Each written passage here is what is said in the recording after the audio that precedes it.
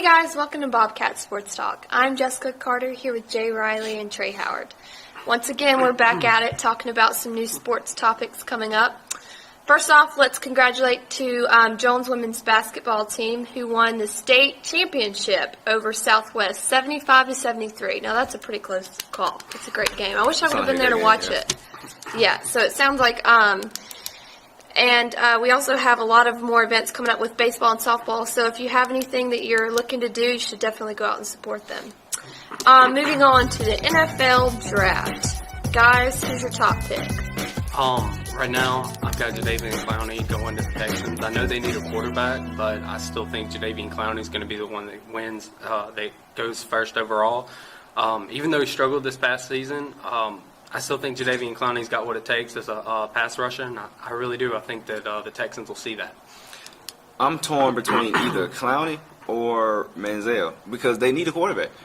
But I don't know if there's a top quarterback that you want to waste that, well, not waste, but use that first pick on either Bortles, Manziel, Bridgewater. I don't know if you have that quarterback in there, so I do think they're going to go defensive and go Clowney because you have J.J. Watt and then Jadeveon Clowney on the other side. It's going to be a real devastating duo, if I can say that. But on the offensive side, I don't know how they're going to do their quarterback situation. They're still going to be awful. They're not a bad team, but their quarterback situation is terrible. So I don't know if they want to address that in the first round or go defensive with the best player. I think it's Jadeveon Clowney, but it's interesting to me. I think that they'll go for defense because they saw where Seattle win. The Seattle Seahawks won with a defense, and it's an offensive league now, and defense still wins ball games. So. But Seattle still had a manageable quarterback in Russell Wilson. They don't even have that. Yeah, that's true. We'll see. So, let's move on to NBA then, since we wrapped up some NFL and that's over with. Guys, who would be your Mount Rushmore of basketball? I'm going to start off with Jordan because Jordan's the greatest. We all know that. And my second place is going to go to Magic Johnson, the greatest point guard of all time. Chris Paul could come into that category one day. I don't know. Other people like John Stockton. But you got others, but I think Chris Paul fits it. I'm going to go with Kareem Abdul-Jabbar, and then I'm going to go with Kobe Bryant. 3 Lakers, You're serious. 1 Jordan. You're serious about Kobe Bryant? I'm serious. Why? He has 5 rings. Bill Russell has 11. Okay, Bill Russell, and I know that I can't remember if it was James or if it was Bryant that said that they would put Bill Russell in there. I don't know. I just don't feel like even though he does have 11 rings, I feel like he was more of a team player than an alpha male. Like he just doesn't seem like he would fit that. But then again, I wasn't around to watch Bill Russell play, Neither was I. So I don't really know. Based on what I've seen, those are mine. Kobe Bryant has been on the Mount Rushmore as the top 4 figures in basketball history. You going with Kobe Bryant? Kobe Bryant. I'm sorry, man. I'm sorry. Top 50. Okay. Well, anyway, let's first look at Mount Rushmore. What it is it was built in, I think, 1925, and it has 4 of the, I guess, greatest presidents, if you want to say, or the most recognizable presidents. It has Abraham Lincoln, Thomas Jefferson, Teddy Roosevelt, and George Washington. Are those the best presidents, or are those the most notable presidents? In my Mount Rushmore, I'm going with the most notable figures in NBA history. I'm starting off with Jordan, of course, because he's the best player ever to do it. But I'm going to go Phil Jackson, the greatest coach. Okay. I'm not just doing athletes, you're doing like the most notable figures. So I'm going the greatest coach of Phil Jackson. Then you got to go David Stern because he helped change the game in his 30 years. He just retired this year, but he helped improve the game, and he done one. It wouldn't be the game we know today with the international players coming in. It just wouldn't be the same without David Stern. So I think he has a big hand in changing the NBA. So I have Jordan, Phil Jackson, David Stern, and I got to put Bill Russell in there as the greatest champion ever. The greatest player. He was a player coach. The first year he got in there, he was a champion his rookie year. So if we're going to do the biggest figures in NBA history, those are my 4. But if we want to do the biggest players, I can change it around and go Jordan. I can go Bill Russell. I can go Kareem Abdul-Jabbar, and then I can go Magic Johnson. Okay.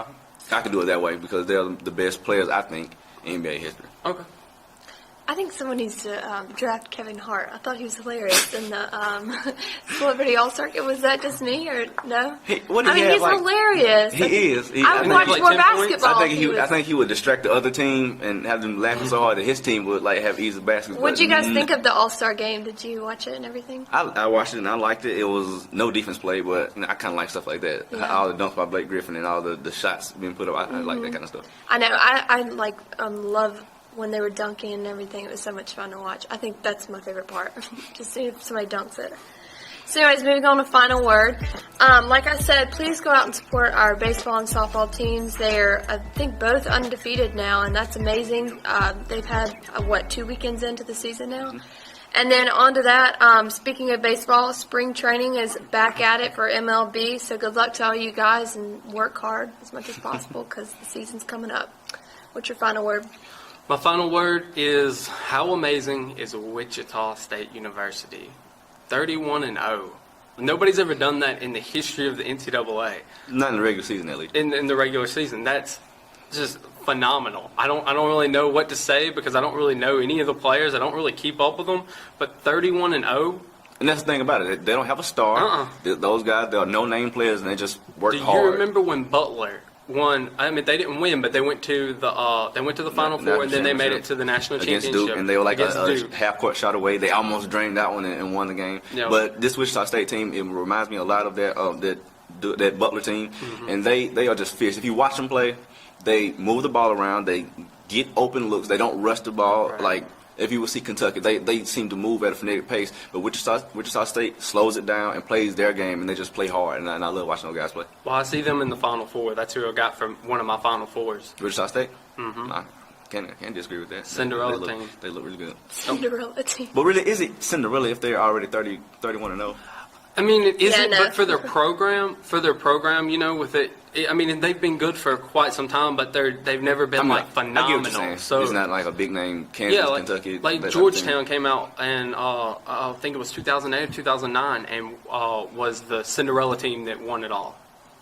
So, not Georgetown, George Mason, my bad. George Mason, Georgetown. But anyway, my final word is Adam Silver, the new commissioner of the NBA. He's already trying to make some big splashes into the NBA, trying to make it his own, and I get that.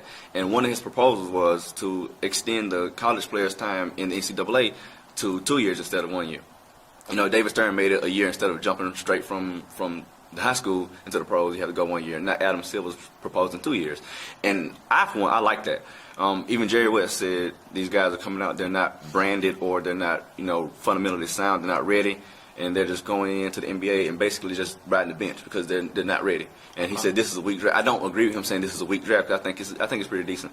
But I do agree with keeping them in. Like, for example, what's the best college sport we have in our nation right now? It shouldn't even take that long. College football.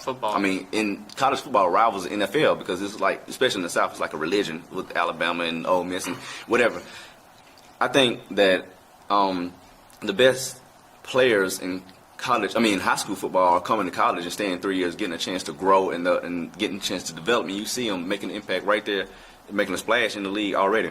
But these high school players that are going for staying 1 year, like Austin Rivers, he was hyped up as this the number one prospect coming out in high school, going to Duke, and then right now he's kind of, he's not doing that well in the pros. So I think an extra year, maybe 3 years, would serve them much better in the college game besides just that 1 year they have right now. Okay, I see where you're coming from. You think that they need that development time to grow up and really, and then get out of that kind of college phase where like Marcus Smart, he hit one of the, or he didn't hit a fan, but he tried to or whatever. He got into it with it. He kind of need, they need that time to grow up and maybe stay away from that. Okay, I see what you're saying. And I agree. Yeah, I mean, they're LeBron James and Kobe Bryant. They are ready to come out in high school and just dominate. But for every LeBron James, there's a Kwame Brown that just came out came out too early. So I think an extra 2-3 years will help. Okay. Well, that wraps up all our topics for this week. That was pretty quick. I know this is probably our shortest video, so keep tuning in, though, every week. And it seemed quick. Keep tuning in and see as much as you can.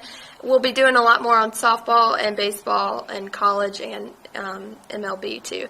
It's the captain's final year in New York. Forgot about that. This is his last year. His last debut in spring training yesterday, and it's so sad. It hit me in the heart. I feel like I'm going to cry about that. That is sad. Well, anyways, thank you for joining us this week on Bobcat Sports Talk. I'm Jessica Carter here with Jay Riley and Trey Howard.